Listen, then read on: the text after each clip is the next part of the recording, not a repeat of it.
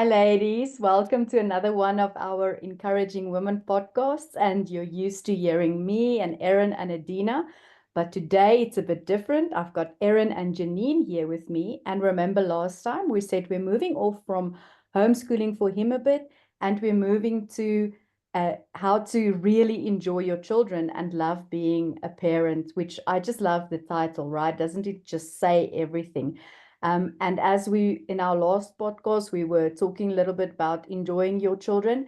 And this week, we're going to talk about uniquely and wonderfully made children. And first, it was like we were going to talk about, the challenges that moms like these would experience, the challenges that you would have and all of that. But then he completely changed it around, of course. And Erin came back and said, but what about, saying fun and entertaining stories? And isn't that just beautiful? Let's concentrate on the fun and entertaining stories. So I am very excited for this podcast and I'm here. So my guests, I just want to introduce you, Erin, if you want to introduce yourself first, and then we'll. Yes, I'm really excited. And the name of it stuck with me. Do you know how many years I said in the book? I have the original that I wrote. Some of it, I had that name for that to write a book like this more than 30 years. It could have been 40 years ago. Talk about having to wait, but we know in the Bible, sometimes they really had to wait. So I'm not going to complain with it, but I had that title so long ago. And I also started writing some of these chapters in 2007. Wow. When I had young children at home. Yes. Isn't that, I mean, not little, not like some of my grandchildren, but still like, 9, 10-year-old or something. Isn't that crazy? And Crazy. now I have 7 teenage grandchildren. That's how much has happened in that, with 13 grandchildren, 7 are teenagers. It's a crazy thought. But anyway, so I'm very happy to be here. I'm so excited about this. And I'm so amazed how the Lord just flipped the script on that, because yes, we had thought, okay, let's share these stories, these struggles, that sort of thing. But who wants to read that when what they're missing is all the fun? And so as soon as I kind of gave up on the cover that I was working on, and he reminded me, I won't go into the details, all of a sudden I envisioned this one picture of my sister that is the most, it just screams what she is all about, and how much joy and laughter she brought to our family. And even though she's happily entertaining the Lord in heaven or sleeping, I don't know how that all plays out, but we talk about it all the time. And just recently my son said, some of the stuff, especially like your trip to Ireland and stuff, that could be a movie, Mom. It really could be a movie. It's so entertaining. So anyway, I started writing that and it just kind of flowed. And I thought, oh my gosh, I would just love to hear those stories. So anyway, I'm happy to be here, and I'm really excited about our very special guest here. Yes, thank you, Janine. Yes, I mean, Janine, I'm very excited to have you. I'm not supposed to introduce you, but I just have. So I'll just be quiet and let you do a little bit of talking. Thank you so much, Erin and Yvonne. I just said, what a privilege. And I'm so excited to join you with this podcast, because I've never spoken to Erin in life. And I thought I'm going to be so much on my nerves, but I'm so excited.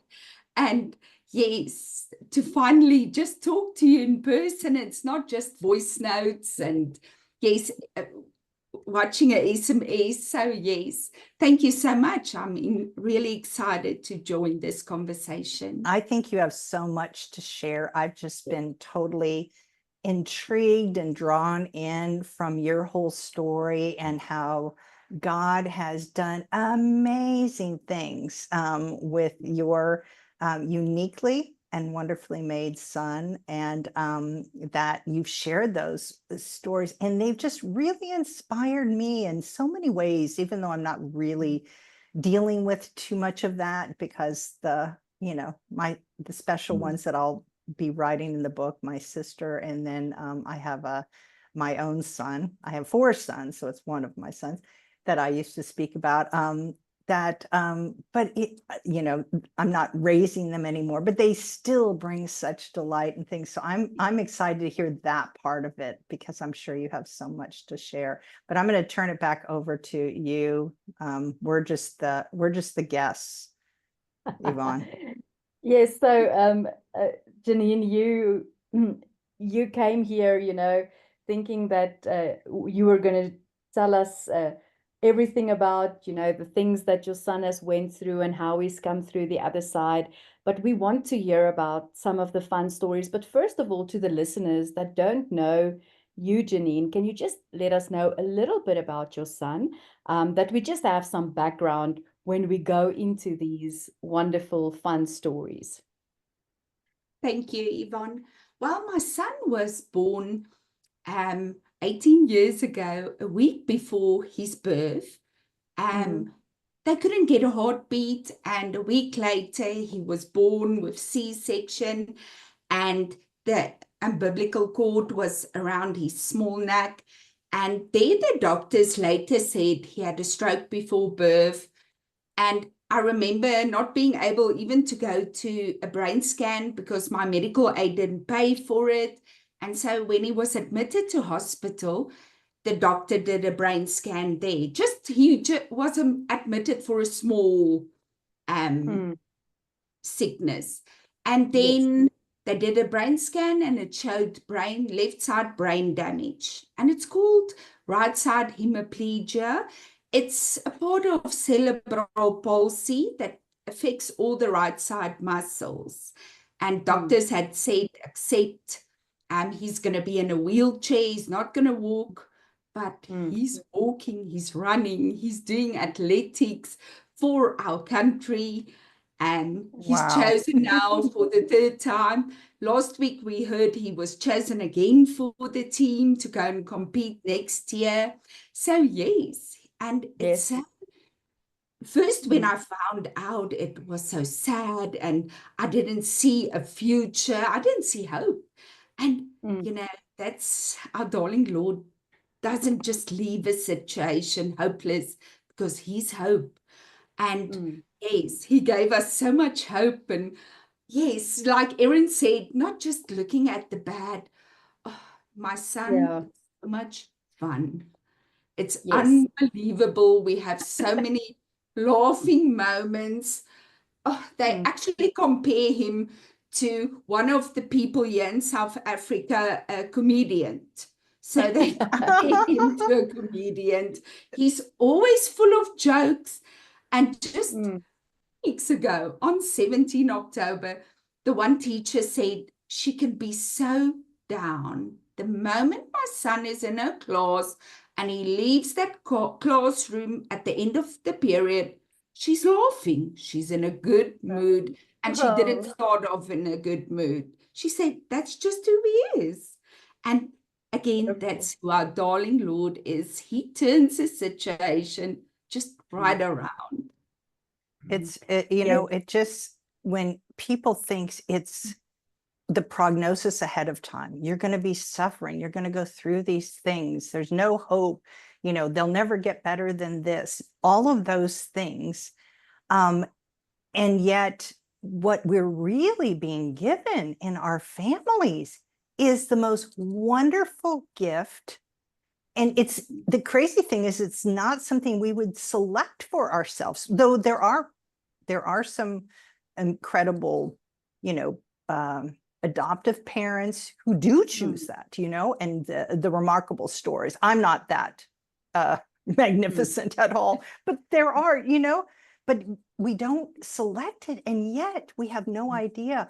And it's what it means to be blessed that way, that somebody who has a normal family, who isn't blessed with one of these challenging children, how much they miss, and how it changes the dynamic in every single person in that family. I remember when I was I think it was college age. Yeah. And I was a lifeguard, and then I taught swimming. And I had one girl that was a deaf girl. I taught a lot of children who couldn't walk, one who had no arms. And then I had a Down syndrome. She was I think she was the 6th. But one of the things that was remarkable that I couldn't help but notice is how each person in that family, they were different. They were special. They were glowing. They were living life to their fullest, do you know? And I thought, wow, this is different, and how much I enjoyed, training I didn't do as well with the sweet little Down syndrome girl. I did not have the patience, because I would teach her something, and then as soon as her family came, she couldn't do it.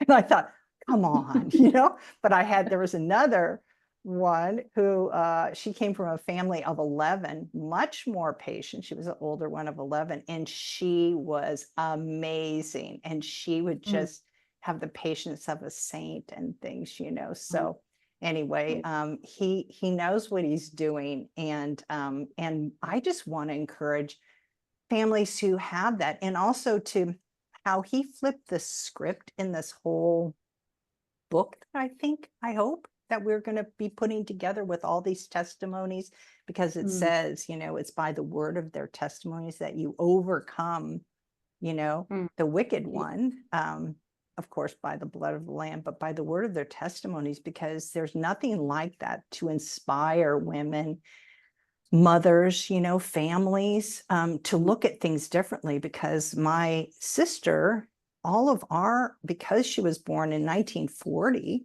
which is a long time ago, is a year before the United States got into World War II. That's how far back it is.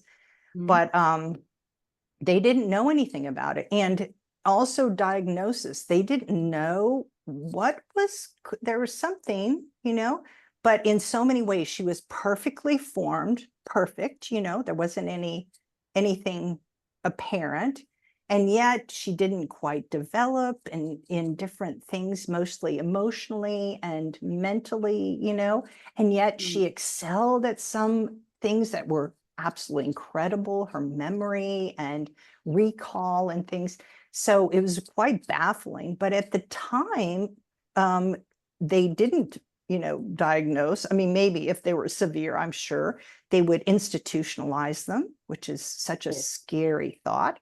And then, but for our family, we tried to ignore it, kind of hide it, kind of, if she did something that would draw attention, everybody tried to pretend it didn't happen, that sort of thing. The poor the elephant in the room that nobody wanted to talk about. And it wasn't until she came to live, she was supposed to come live with me, and then because I had small children, she isn't safe with small children. That'll probably get into the book too. There was a really scary moment, but anyway, she came and lived where I was her care, responsible for her. My parents had passed away, and so I was responsible for her. And what transpired from that, because I just felt burdened, like, oh my gosh, this is, probably the prognosis of when you first heard, here, this is what's going to happen. Look at this, it's not good. And yet, so I was just literally crying out to the Lord, on the flight, because I was coming back to meet her. My sister had thrown her literally on a plane with a box of her things. And that's when the Lord challenged me, what side of the street will you walk on? With the Samaritan, the Good Samaritan, where the priest, walks on the other side. Everybody did, but the Good Samaritan came and cared for her. And he used that also because the Good Samaritan, because I started to feel guilty, how you do something and then the enemy will kind of try and steal that joy and from you by make you feel guilty rather than grateful. But he he reminded me that this man, the Samaritan, didn't take him home to his house. He paid for him to be cared for, you know? And so that's what I ended up doing. And she had a wonderful place where she lived, at assisted living. And she became a celebrity there because he changed my heart there, you know, in that plane. And he said, what would it, you know, he asked me, what side of the street will you walk on? And then he said, what would it be like to not be wanted by anyone? And so that really broke my heart. Makes me cry now. Anyway, to have that all your life, can you imagine? Yes. And whether she really knew it, you know, you can't dismiss that she didn't. You can't dismiss that. You know, you can't know. No. However, that day, everything changed. And so she became a celebrity at the assisted living home, because we would all come to visit her, and my children looked at her in a different way. And because I was a single parent at the time with 6 children plus my niece who came to live. Is that the craziest thing? Crazy. Yes, I know. If you know, that's one of the reasons I felt a little bit burdened. Like, oh my gosh, I've got my older sister. She's 14 years older than I am. And so having that, but and so my children, I was able to set the stage differently, you know, with how she was perceived and treated. And we just started having fun, and they would even bring their friends to go and see her there, you know. And she became like a celebrity. And when we brought her to church, or when we had, you know, people over at the house, you know, but a lot of times they didn't know. And I'll tell stories about that, how, you know, like when my son, my other uniquely wonderfully made son, his wife, well, I think they were engaged at the time, but she came for Thanksgiving, and we were in this in our, you know, very opulent dining room, which was a gift from one of the ladies that I ministered to, and she downsized and gave us all of her expensive furniture. Isn't that amazing? So we had this opulent, big, you know, with this giant table, just very exotic. And I think she gave us like all of her plates and stuff. It was crazy. But anyway, so my sister was there, and then my future daughter-in-law came in, and she was like, oh, you know, how timid, you know, where am I supposed to sit, you know? And my sister said, you'll sit where you're told, young lady. And so she, you know, cowered and sat down, but she didn't know. You know, my sister wasn't the happy-go-lucky, you know. She was that just kind of explained it. She was like, I'm that way, but it was so funny. But unfortunately, my son had not explained, but now thinking back, how would he explain? Because he doesn't get it. He's the one. So of all the people, you know, so she just thought she was in trouble, you know, and then she yelled about, where's the corn? I'm like, oh, sorry about that. It's still in there, you pet. And so I went and got the corn, brought it in, but she's just like, what in the world? And then I said, did you not tell her? And he goes, no, you know, he doesn't get it. And I said, that's just my sister. I said, she's about 3 or 4. Physically, what she's capable of doing is not driving a car below that, probably 12, 13, maybe, you know, that's physically what she's capable of doing. But it's just her. So she's not upset with you. It's fine, you know. But anyway, it was just one of those things. So anyway, that's just one of the fun stories. I have to make sure that I get in. Well, I do. I have the notes in there to do that. But anyway, I'm going to turn it back over, because I could go on with that. But maybe we can, I'll just let you. Yes, so that is a fun story. Thank you, Erin, for sharing. And I also remember, Janine, I want to come back to your son too. I remember you were talking about lighting up the room, or the teacher saying, I remember seeing him at the work. We didn't really know each other back then, but I remember him, right? Because he had some sort of superhero costume on or something. And he was coming down the stairs. I'll never forget it in my life, because you took him down the stairs, right? And you were walking down the stairs and I was coming up. And it wasn't just you, there were like people around, and everyone was talking to him and everyone was enjoying his company. And I was just like, this must be such a special little boy, you know? And that was the first time that I've seen him. And he was around 4 or 5, maybe back then. Yes, it was about 4 Can you years. remember that? Yes, Yeah. I remember that. You And both go back many years. How many years have you known one another? Oh, could it be 30 years, maybe? 30 it's Wait. something? really about 30? 28 years. No, it can't be 20. I'm sorry. I think, no, Wow. 28. Yeah, I almost made myself much older than I am. It's about 25 years. 25 Wow. years. I Yes, wasn't that, sure if you said 13 as in 1 yes. 3, but you were No, saying 30, but about, it's more yeah, 25. Wow, that's about amazing. 25 years. Yeah. Yes. Yeah, but we weren't friends, right? We just knew each other. We knew We each knew other, of yes. each other. Yes, yes. So maybe you can just tell a little bit about when he was younger, if you have any stories for us to share, Janine. Yes, I do. I would always take him to my work, and I'm suddenly thinking of, there were, of course, secrets. Like, I never told anybody that he's got a little sister at that time. And Mm. because it wasn't his own sister, so I kept it a secret. And he went to talk to one of my bosses. I'll never forget it. And he said, "Oh, by the way, I've got a little sister, but don't tell my mum I told you." Oh my gosh. And it's a secret that I kept. Well, it wasn't anymore a secret, but I'm Mm. suddenly remembering that. Oh, and he was such a sweetheart. He would always Mm. come to my workplace.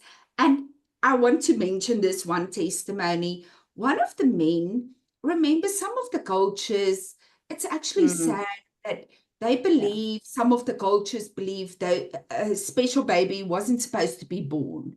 So Mm. some of the cultures, they leave that child in a room to die.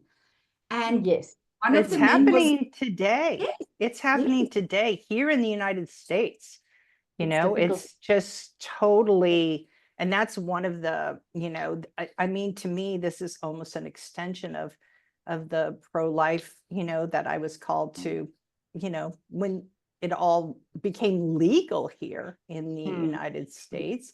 And I think we were talking just before that was one of the something that went into law that was never voted on. We Mm. never voted. It was just done by the Supreme Court. Wow. And it was just recently, was it this last year or the year before, that it was finally, after all these years, it was overturned. Unfortunately, Oh, I remember. in that time frame, though, the disregard for just human life has just deteriorated to such a shocking, I just never could have imagined, it could ever get to that, where Mm. people would believe that. And also back at the time, it was lied that it was just a blob and it was just nothing. And they changed the name, from a baby to a fetus, but fetus Mm. is just Latin for baby. Hello. Mm. But It's it makes just, you feel it better, makes me, right? yeah, it makes you feel better, but they were deceived into that, Yes. into Mm. getting rid of this inconvenience.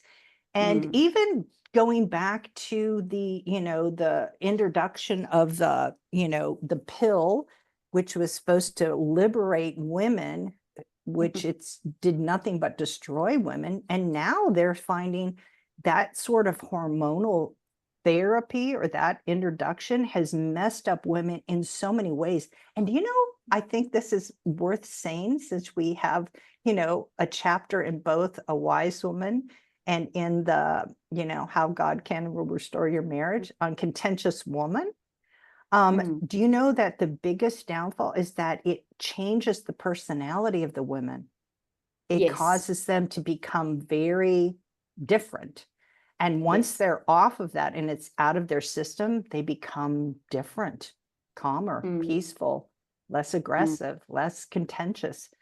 And it's a scary thing to be altered by something, and how they inflict that with the younger, these young children for all sorts of ailments too. Oh, I think we have one of the ministers who shared, it was for her face, because she had breakouts, and and they do it for all sorts of things. It's just, an attack on the children, and as if the worst thing in the world is having a child. And of course, it's not good for a child, when they're only children themselves, to have a baby. But that's why, as my son loves to tell me all the time, it's abstinence, Mom. It's abstinence.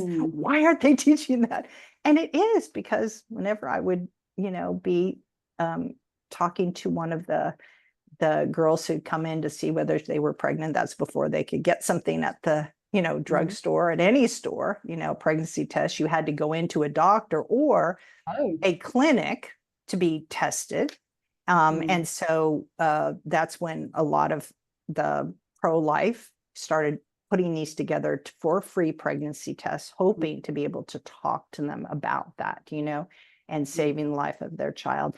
But regardless of whether it was positive or negative, my desire to talk to the women, those young girls, some very little, was their value, that why are they selling themselves so short, especially because most of the time their boyfriends weren't there to support them. And, it's just, they're worth more than that, and to save themselves until there's someone who deserves you and will care for you and commit to you for life. That's what you deserve. You don't just, you deserve much more than this. So I always tried to share that with them, beforehand and things. But anyway, so over the years and just watching that, but I think now that they're having more and more that people believe that they should take them. And sadly, in the medicine, they can see that these babies are perfectly formed, so they can't lie about it being a blob.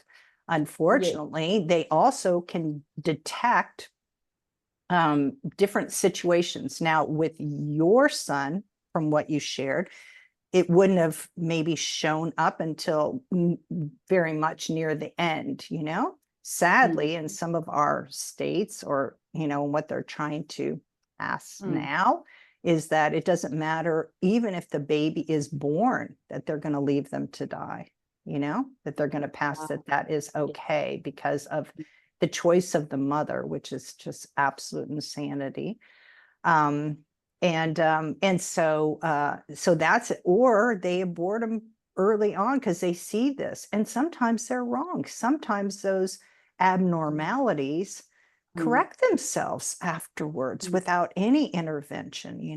I just had a grandchild born and had issues, but it corrected itself. God knows what he's doing, and he is the one who ultimately, heals, and he brings us through these to really appreciate everything, every gift, and embrace, well, even, those negative things. I mean, haven't we, the three of us for sure, and most of our listeners will, that things that have come against us that we thought are the worst thing that could ever happen, ultimately are the best thing that could have ever happened to us. It wouldn't have been a path or something we'd choose. And yet he's faithful.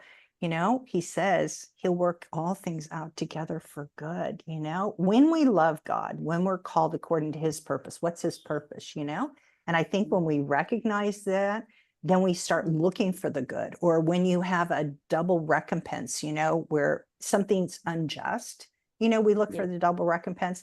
But I shared with you, I don't know, was it last week or the week before when we were planning to have this, Janine?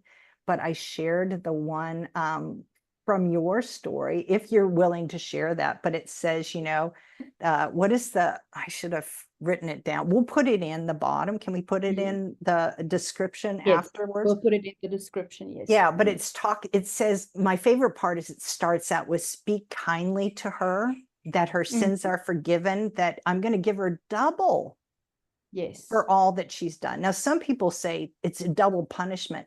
Then you don't know God. You just don't.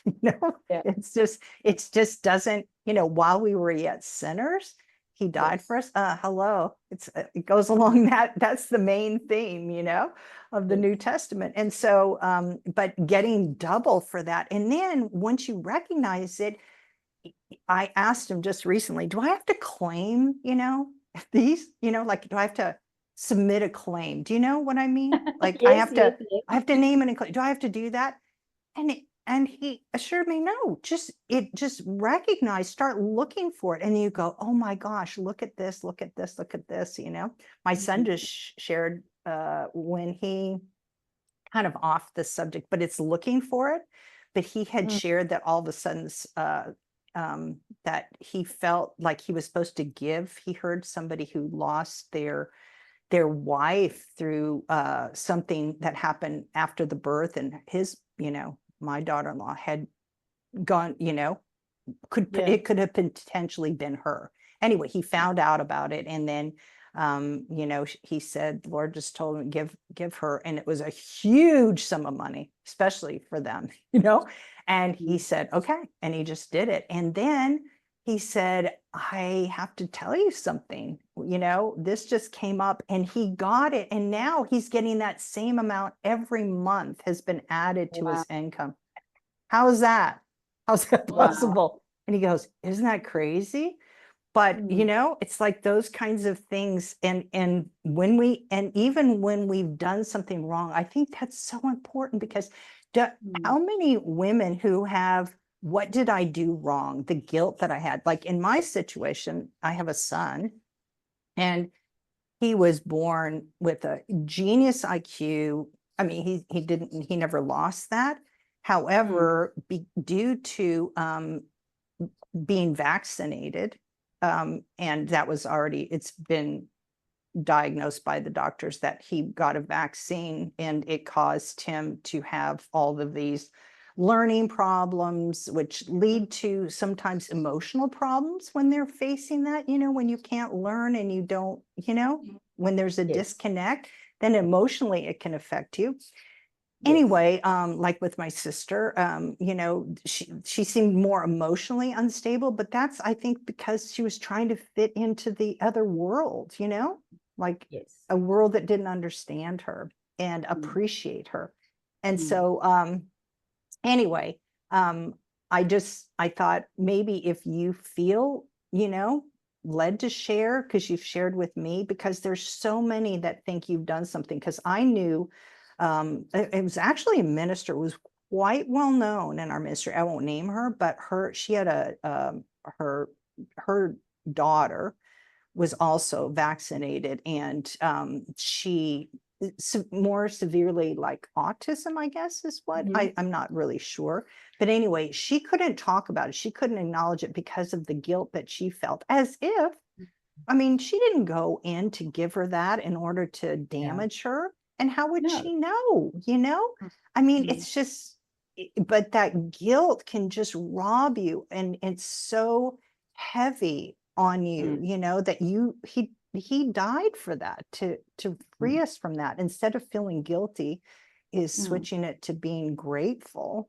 And, but it is a hard burden. And I think, some that are just beating themselves up, and maybe they did something that was just horrific, but it's still, God will take that, use it for good, and it can be your testimony to help so many other mothers. So I'm going to be quiet and then see what you feel like doing, Janine. Thanks, Janine. If you want to share a little bit about with us, when you were pregnant with your son and how you felt, and you know, how you felt guilty about it. So I'm just going to give it to you and let him lead you to guide us through this.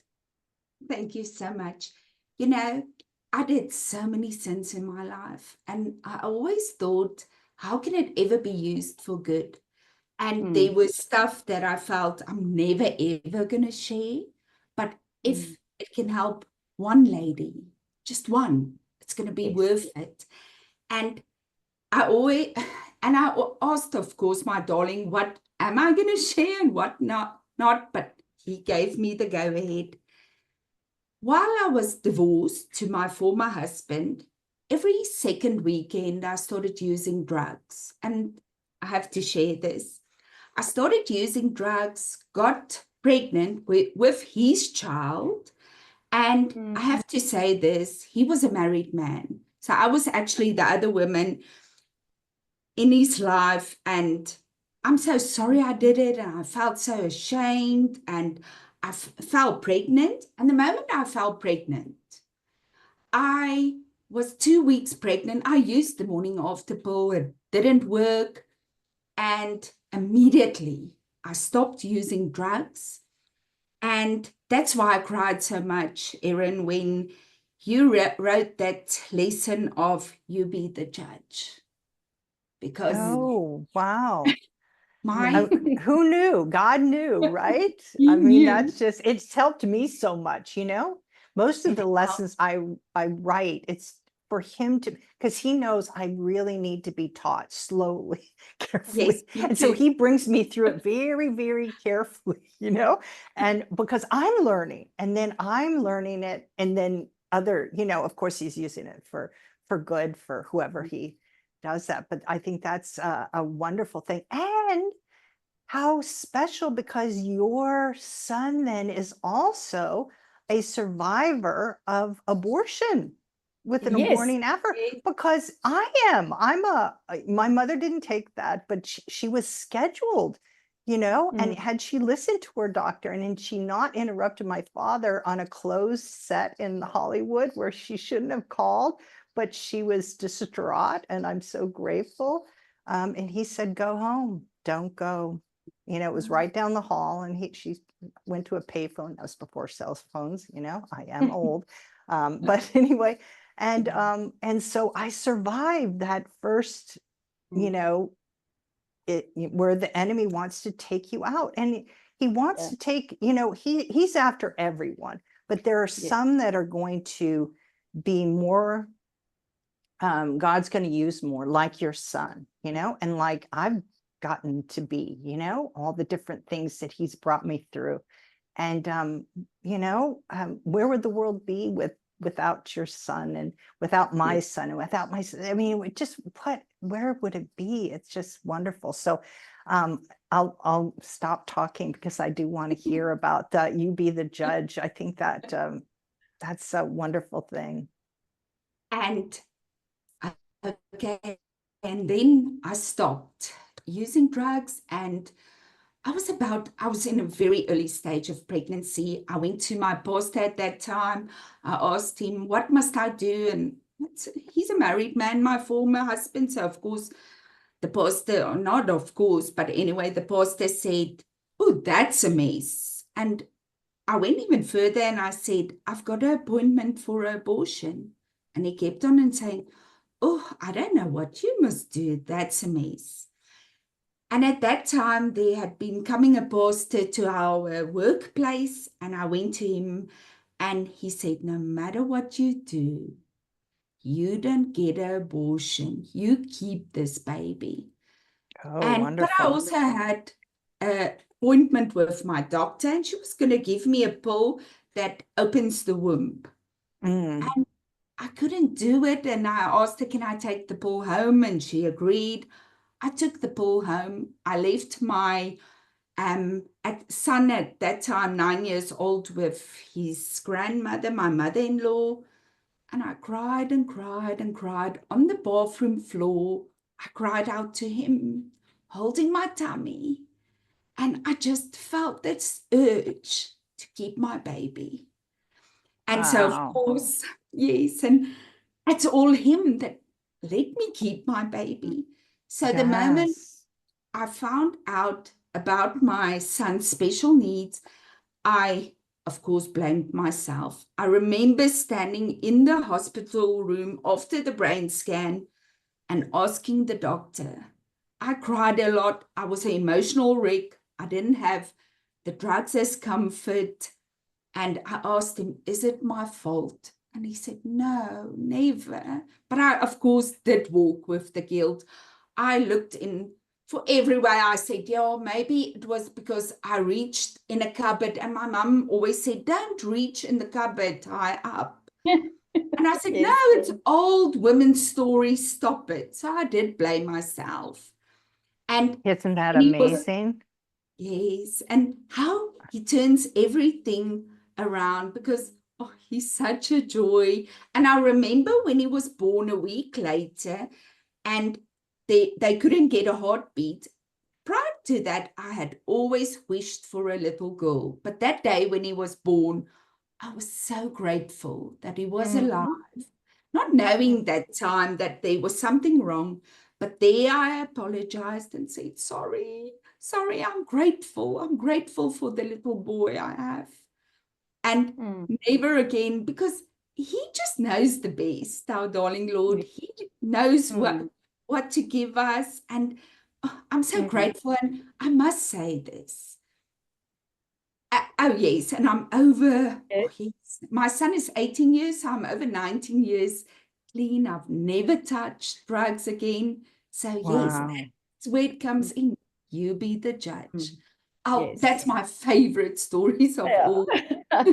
Well, if you don't, you have got to write this up or we'll take the transcripts. It's got to get in there, because I think there's so few that are able, willing, have the strength. And I think that so much of your strength has come from being blessed to be the mother of your son and all the challenges the everyday challenges. I had nothing like that. I mean, it was much more difficult with my sister than my son, but there are challenges every day. I mean, the most difficult with my son is that he couldn't read, and so being homeschooled and having to memorize pages and pages, which he was so capable of doing. He was brilliant. In order for us to pass the teacher evaluation of reading, we did that every year. And this is when you turn the page, but I keep your eyes down because if you're looking straight ahead, she's going to know, you can't read. But him, and just crying out, knowing, or thinking, believing he'll never be able to read your word, Lord. And I would ask him all the time, please help him to be able to read, and so he was able to read at 11. And my his younger brother was one of the 3 restoration babies at the end, and how because I had to rely on him, my husband, for now what do I do, first how is it going to click for him, and then he showed me how to do that. And then when he started to read, he was at the little baby books. You don't just start out with the big. And so the beautiful thing was that my husband is so good. My children's father is so good.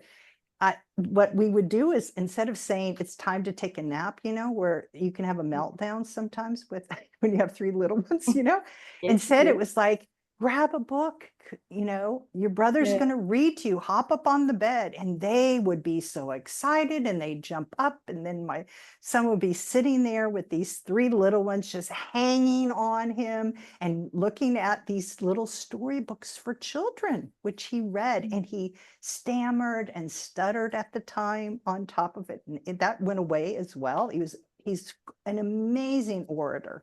Just brilliant. You just could not even imagine. And but he would read to him. And so I could get my little ones, I'd come back. I would leave him to it because I didn't want him to be self-conscious.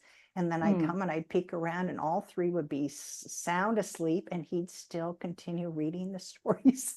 Oh. even though, and then I always share this testimony that in 1 year, he went from a non-reader to reading a whole set of encyclopedias. And the next Wow. year, he read them twice.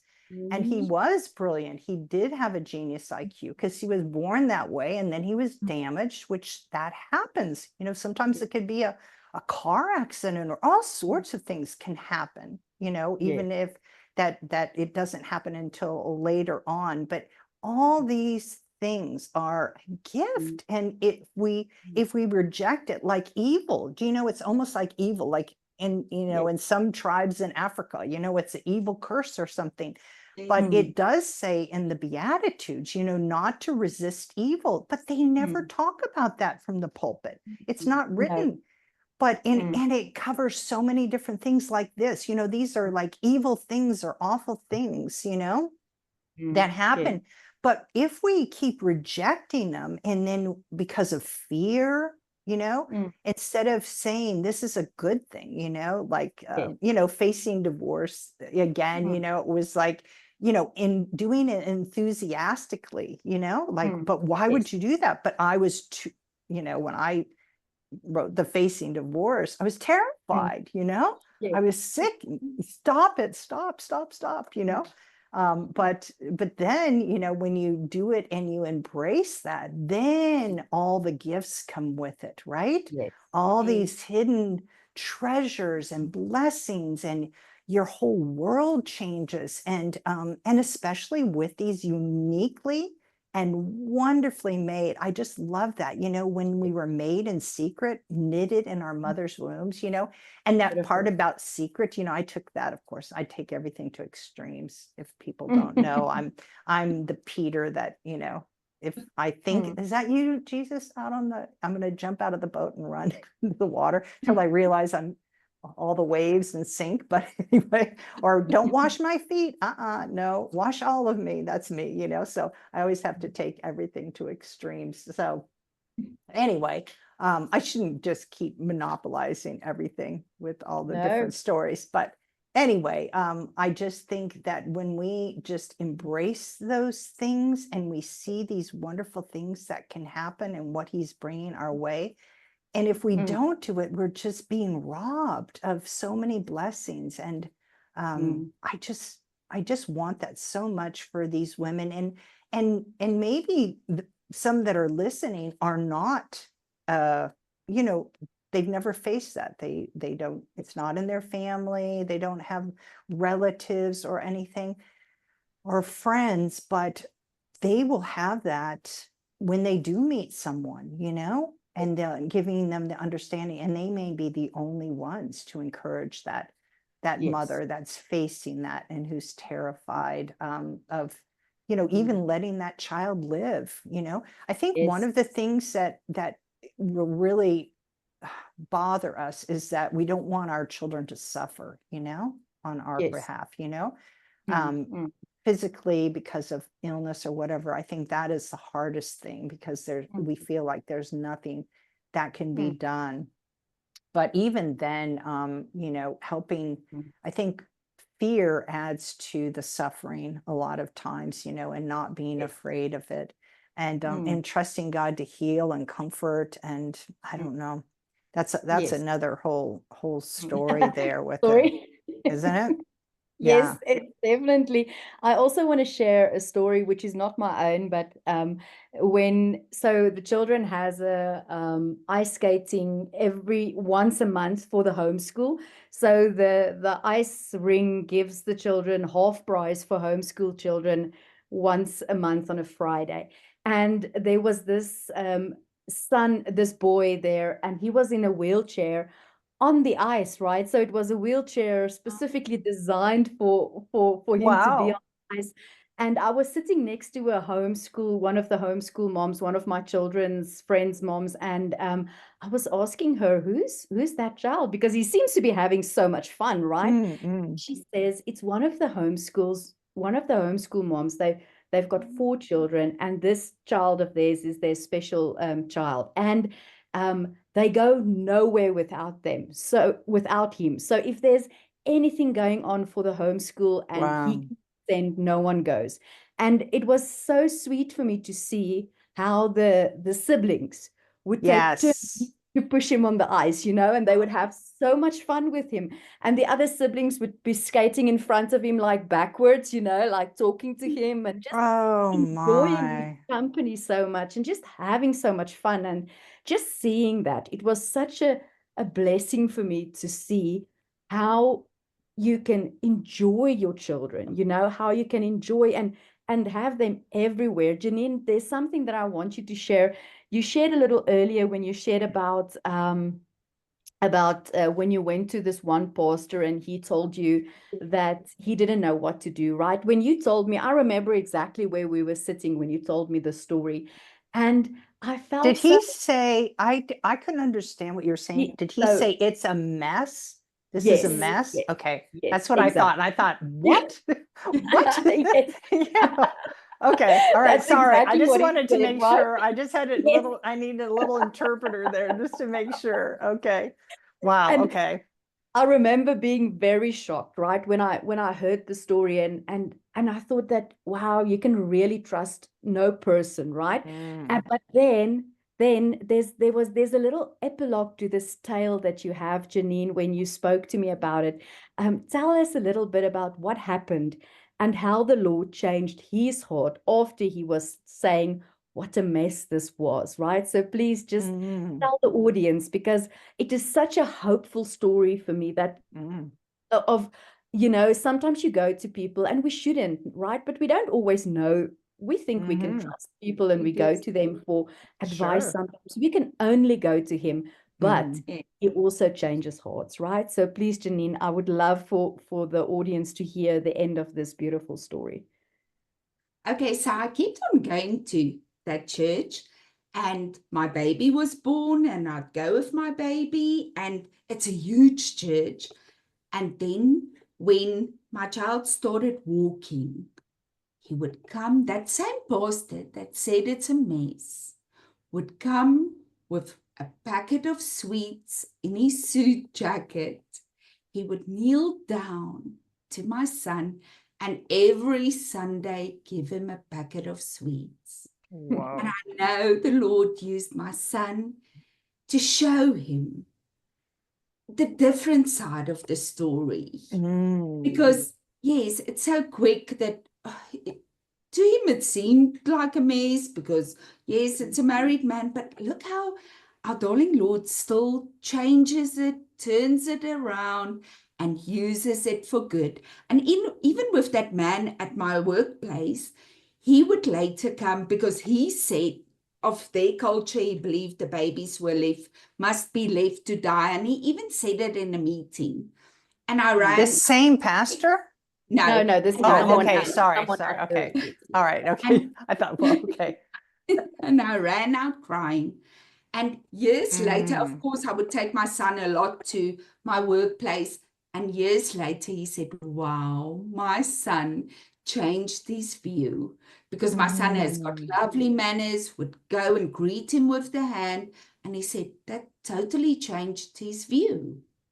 And isn't that what the Lord does? He He changes does. it always for the good. He turns the heart, he does Yes. the heart. I had a Yes. story that I started to dictate for the book because I had a very heated discussion. It was a pro-life with my former mother-in-law and a bunch of her friends. I'm sure she wasn't happy about that. But anyway, but they were all talking, and I promise you, I tried to be quiet, but I couldn't. I just couldn't, but they were talking about this one who had she had a sister who was institutionalized, and how they all said it was just so important because they wanted the normal children, the boy and the girl, to grow up without that burden. And I thought, okay, that's it. No, I can't do it, no. and so I just became very vocal about that, and now they were talking about abortion, because that's, because I mean, whenever it's the life of the mother, I get crazy. Don't talk to me, because my mother wasn't supposed to live. That's why. But she lived to a very nice, wonderful old age, and even had a child after me. And we're both fine. I think I'm fine. I'm getting old now, Yeah. so of course. But anyway, because they said one or probably both will die, so you don't want to leave you can't leave your husband, who he was good friends with. He couldn't raise the 5 that you have. He couldn't do it on his own, and so anyway. But we got back to this, so this just went on, and they to prove the point. Well, she didn't even know her parents. And I think this is that, when Jesus turns the tables, and they say, oh, it's okay to be angry. Well, he was defending the people, he was not himself. He never, tried to resist anything done to him. And I don't think that's, as believers, as followers, we're not either. But when you're defending the voiceless, the unborn, especially who have no voice whatsoever, or any, the innocent, that's when I will get very riled up. And so I said, of course she doesn't know her family. They abandon her into this institution, and they come and visit her periodically, never even bringing her home. Because I said, no, she never knew her siblings, and they all just thought this was all just fine. And, oh, we understand. And, it's a tragic tale. And I'm just like, oh my gosh. Well, it looked like they won the battle, because it was one against, I think there were 6 older women. I was a young mother, and so not very popular after that. But anyway, come to find out years later that I'm sure, obviously, it didn't affect my mother-in-law too much, or my former mother-in-law too much, because she mentioned this friend of hers, and I knew it was the same woman that has this just such a sweet little Down syndrome granddaughter, and we just enjoy her so much. And I'm just like, oh my goodness.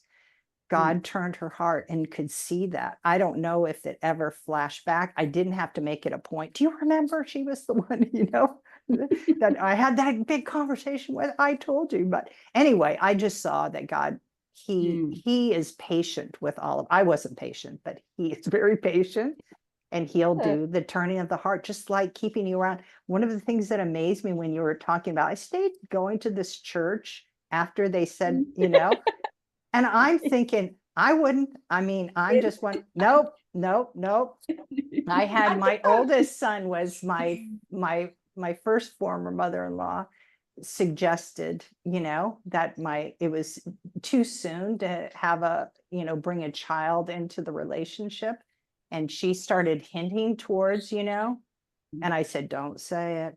Don't ever say it, And that was it, for me. I just don't want to be around. I don't, and God saw fit for that, but that's a whole other story there, And of course it wasn't this, my other uniquely, but every one of the children are unique, right? Yes. And wonderfully made, whether they look perfect from the outside and they function normally. We all have different fingerprints and things, and we all have our strengths and our weaknesses. But some of these where they're challenged, and then the family is challenged, it just makes everyone so it just enriches their life. Yes, it's difficult. It is absolutely difficult, just like having one child or 2 or 7, it is difficult. My one son, who has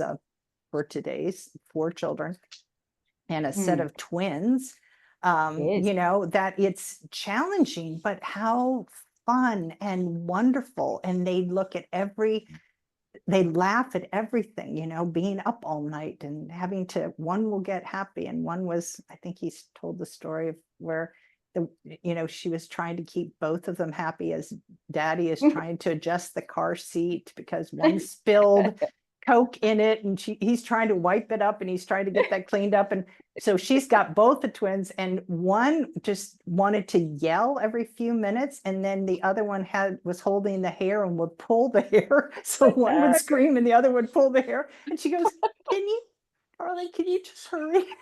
This, I want to keep my hair, but she couldn't really move them around because, oh my gosh, but they just laugh about it, Yes, and it's a challenge yes. because they just know how blessed they are, to be able to have this wonderful family, and children are a blessing. And, the expense of a child, or, and even when you said you didn't have the right insurance or the right medical coverage to be able to see the scan and stuff, I just thought the timing of it is that you probably weren't ready to see it at that point, that he kept that from you.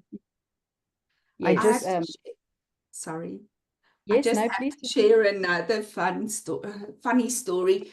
Doctors had said, the physiotherapist, when she looked at the brain scan that was eventually done, she said, he's got so much brain damage, he's not supposed to talk a word. And I'm suddenly reminded of, he's a little boy, we at my mother-in-law's place, and there's one of these worms. In Afrikaans, we call it 1,000 duizendpoot. So it's got 1,000. Yes. I don't know what's the English name, but anyway, it's a worm, and he starts screaming, crocodile. Oh. My Crocodile. Lord, teaches him the right word. And I said, no, leave him. It's a crocodile. Because it was so fun to hear him say that. Yes. Oh my goodness. That's so funny. So I think it's time for us to close this, but I want to close with a story from your son, Janine. And I want you to add to this, right? Because there's something that is really on my heart that I feel maybe for us to share with the listeners that's listening at the moment. I remember when your son was in school, right? In the beginning, he was in a mainstream school, and it was a smaller school, a private school, but he had so much trouble adapting, and he was behind the other children, and he fell behind. And when you embraced everything and made the decision to send him to a school for his needs to be met at that school, right? He just shone like a little star. And it became so much that next year he's been elected as one of the leaders of the school, and I just want you to just end off with that. Just give, because Erin was speaking about embracing, right? And it just felt like once you embraced your son for who he was and who he was created as, it's just like everything changed from there. I could see everything change, right? And I just had like a back seat in it all, but it seemed like everything changed. And I may be wrong when I say this, and I don't think we've ever really discussed this, but if you can just say a little bit more, because I would love for the audience to listen, and hear, because Erin mentioned something that really touched my heart. And I don't know if I think you did mention it earlier, Erin, as well, saying that these were, that hidden and sort of, looked over, and just embracing them, what it can do in your life, your children's lives, the siblings and everyone around you. So maybe Janine, if you can close off with that for us, that would be so amazing to hear. Thank you, Yvonne. I had him in a normal, private, mainstream school because I had this thing in my head. He's not, hasn't got that special need, so I'm going to keep him in the school. He can do it. And I remember pasting all this Afrikaans spelling rules against the wall, teaching him. And he not grasping it immediately. And today I know the Afrikaans spelling rules. And the whole time learning him. And then the teacher said, we can't keep him here. He's going to fail. And I remember prior to that, I had him on a waiting list at the special needs school and for his needs. And you have to come on a waiting list, and then he was a whole year. And we had to go and see the school. I took a day's leave and I walked in the school. My mother-in-law went with me. And I said, Mom, if God wants my son here, he will make a space for him. I got by the office and the lady at the office said to me, I tried to contact you. We had a new grade 4 class, so there's space for him. Wow. And walking in the hall, this one teacher that came from the private school, she's even up to today there. And she said, there's her passion. And she said, what's going on? We don't need a new grade 4 class. We need grade 1 classes. I said, wow. The Lord decided you needed a grade 4 class. And when I put him there in the school, and I was sitting in front of the school waiting for him, and I'll never forget it. A little boy in a wheelchair, so excited to see his dad. He can't even talk. He could only make noises. I was sitting crying in the car. And I said, oh, okay, Lord, you want him here to change my heart. And even in the school concerts, I would take tissues along like crazy, because there you sit and cry. And I realized it was to change my heart. I needed all the changing. And I just also want to mention this. Prior to that, I wouldn't have gone and helped people in wheelchairs.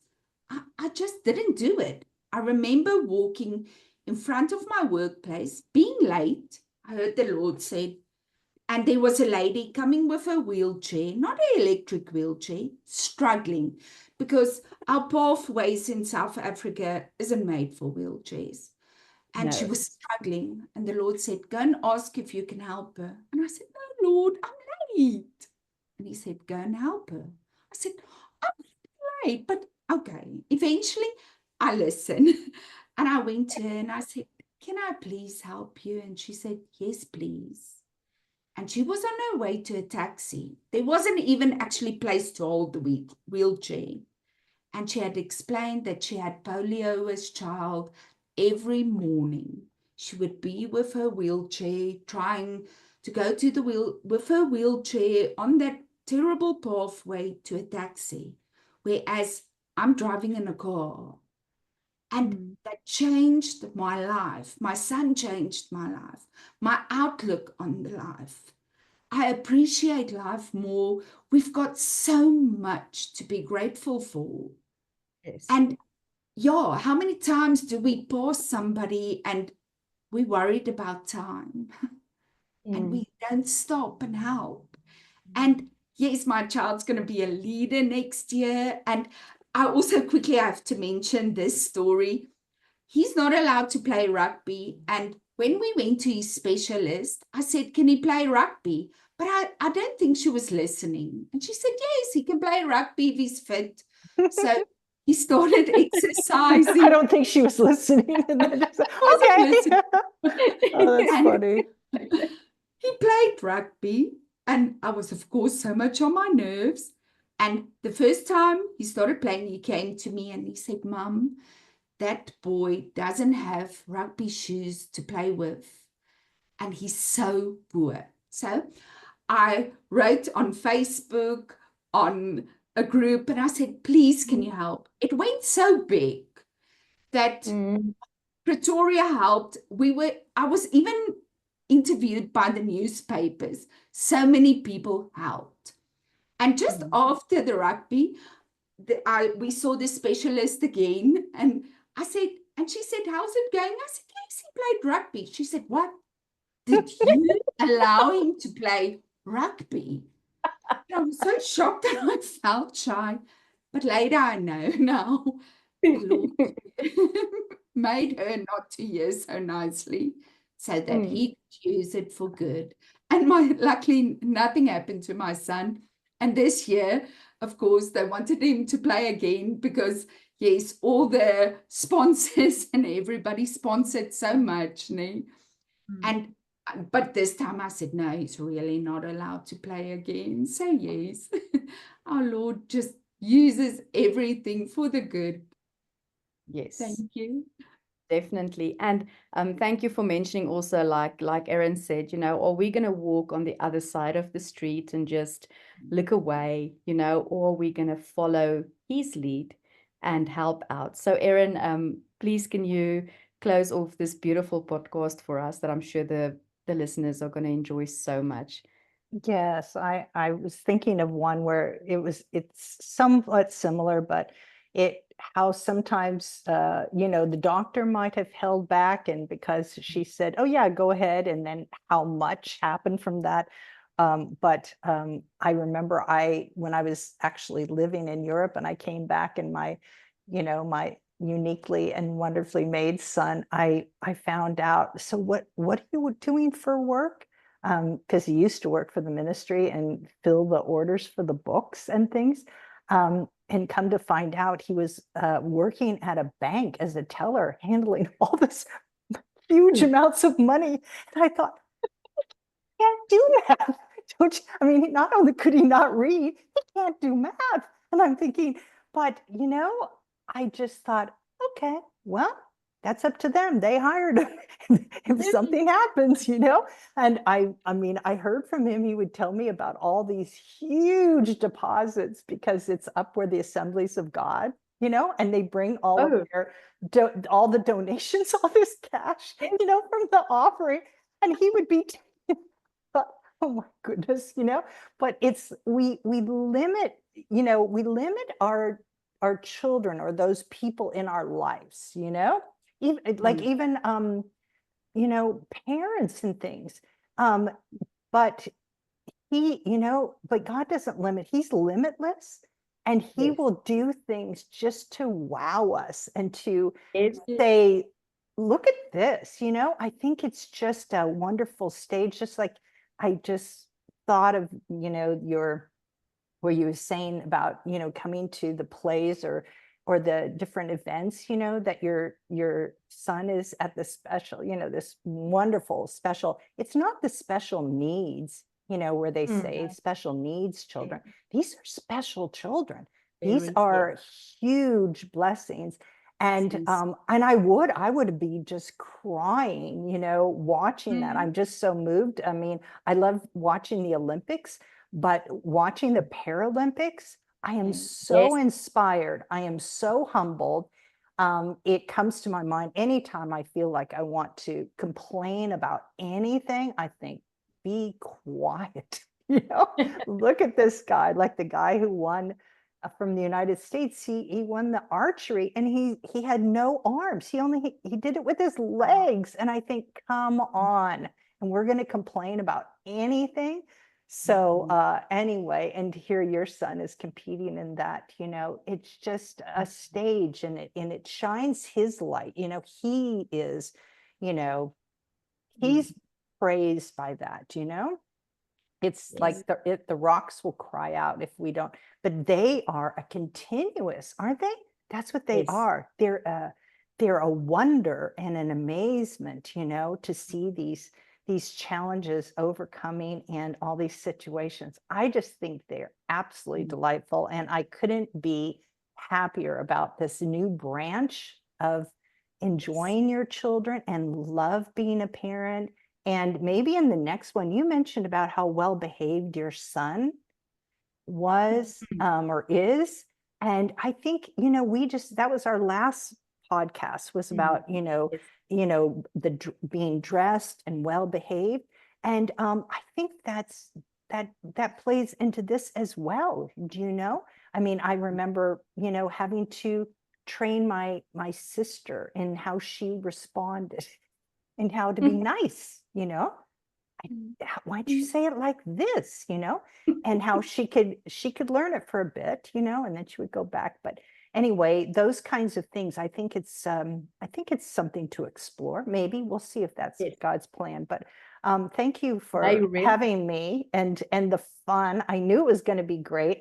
You had so many great testimonies, Janine, that I never heard, and I'm so excited, and that we're talking together, not just on voicemails back and forth, you know. Oh, this was lovely.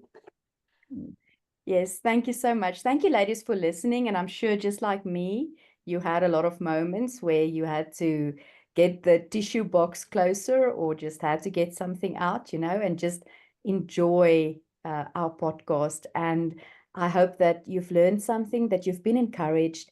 And if you are facing something similar, that you can now know, you know, that your child is so special in the eyes of his Heavenly Father, and that you need to embrace that and share with us. We would love to hear all of your stories.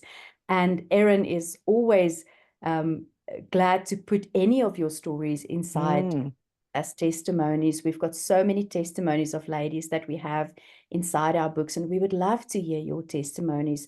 So please, ladies, you know, when you listen to this podcast, you can comment and let us know if there's any testimonies that you have that you would want to share, because just as Erin shared, you know, with the well-behaved, that's exactly my son. It's not that he's not well-behaved. It's just that he doesn't have filters, you know, he doesn't know, he can't read social cues. So he doesn't, exactly. you know, Yes, we both know that. That's yes, with you know, both my special, you know, my uniquely, both my sister and my son, same thing. Yes, absolutely. So yes, I think that should be really good, you know, for the next time. Yeah. definitely, we'll do that. So, ladies, thank you for listening. Thank you for being here, Janine and Erin. It's always wonderful to have you here and to listen to your wisdom and everything that you have to share with us. And ladies, we'll see you again on our next Encouraging Women podcast. Thank you so much. Thank you so much.